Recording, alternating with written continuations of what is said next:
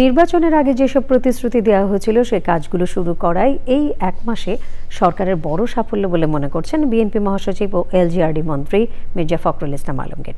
গুলশান কার্যালয়ে সাংবাদিকদের সঙ্গে মতবিনিময়ে তিনি বলেন, সরকার আত্মবিশ্বাসী, জনকল্যাণে এই প্রকল্পগুলো চলবে, আর্থিক সমস্যা হবে না।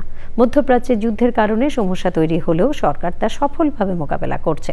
ধৈর্য ধরে রাজনীতি ও গণতন্ত্রকে চলতে দিতে রাজনৈতিক দলগুলোর প্রতি আহ্বান জানিয়েছেন মির্জা ফখরুল। রাহুল রায় জানাচ্ছেন। ঈদ উল ফিতরের আগে গণমাধ্যম কর্মীদের সঙ্গে বিএনপি মহাসচিব ও এলজিআরডি মন্ত্রী মির্জা ফখরুল ইসলাম আলমগীরের মতবিনিময়। গুলশান কার্যালয়ে এই মতবিনিময়ে সমসাময়িক বিভিন্ন বিষয়ে কথা বলেন তিনি। প্রশ্নোত্তরে সরকারের এক মাসের কর্মকাণ্ডও তুলে ধরেন। ফ্যামিলি কার্ড, সেই ফ্যামিলি কার্ডের যে পাইলট প্রজেক্ট যেটা আমরা শুরু করে দিয়েছি অলরেডি। এরপরে ছিল আমাদের 10,000 টাকা কৃষি ঋণ সুদসহ মওকুফ, সেটা করা হয়ে গেছে। তারা দেশেই শুরু হয়েছে খাল খনন কর্মসূচি।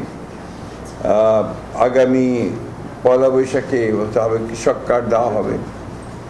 তো these are very big achievements, এটা ছোটোখাটো কোনো ব্যাপার না আর কি। মানে একটা সম্পূর্ণ নতুন একটা সরকারের 30 দিনের মধ্যেই এই কাজগুলোকে সামনের দিকে এগিয়ে নিয়ে যাওয়া এবং একটা কমিটমেন্ট না বাস্তবায়নের দিকে এগিয়ে নিয়ে যাওয়া, এটা কিন্তু একটা বড় কাজ। মির্জা ফখরুল বলেন, প্রতিকূলতা থাকলেও সঠিক পথেই আছে সরকার।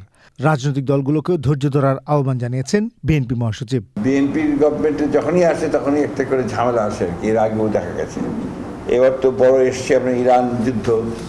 এই যুদ্ধের ফলে যে আপনার তেলের দাম বেড়ে গিয়ে তো একটা বড় রকমের সমস্যা তৈরি হয়েছে।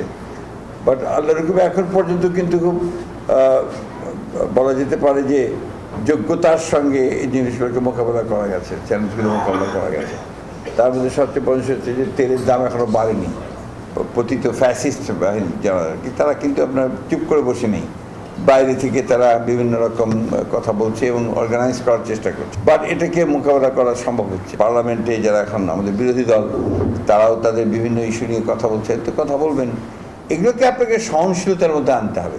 আমি যদি বিশ্বাস করি আর কি, যে ডেমোক্রেসি তখনই প্রপারলি ফাংশন করবে যখন আপনি সেটাকে টলারেন্সের মধ্যে আনবেন। মির্জা ফখরুল বলেন, যে গতিতে প্রধানমন্ত্রী তারেক রহমান কাজ করছেন তাতে দেশের ভালো কিছু হবে তা নিশ্চিত। তার যে গতি দেখছি আমি, সেই গতিটা আমি অত্যন্ত আশাবাদী।